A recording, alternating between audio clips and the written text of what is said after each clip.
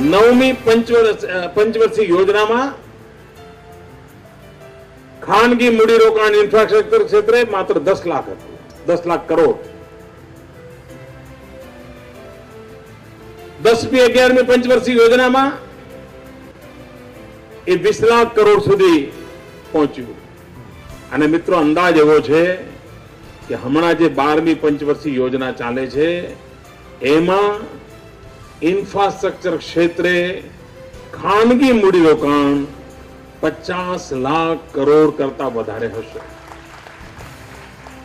હવે જો 50 લાખ કરોડ કરતા વધારે રકમ આ ક્ષેત્રમાં લાગવાની હોય તો આપણી પાસે એને જોઈએ એવો યોગ્ય મેન પાવર છે. ઘણી વાર તો આપણા ઘરમાં નળ લીક થતો હોય તો પ્લમ્બર શોધતા અઠવાડિયું જાય છે. આડોશ પડોશને કહેવું પડે કોઈ પ્લમ્બર મળે તો કહેજો ને.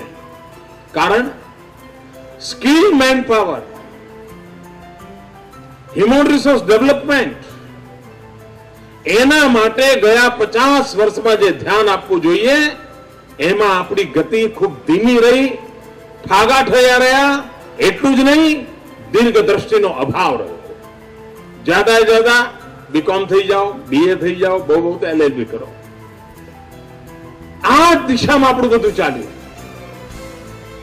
મિત્રો, સમયની માંગ છે કે આ રાષ્ટ્રના નિર્માણને અનુકૂળ જે પ્રકારનો મેન પાવર જોઈએ એના નિર્માણ તરફ ધ્યાન કેન્દ્રિત.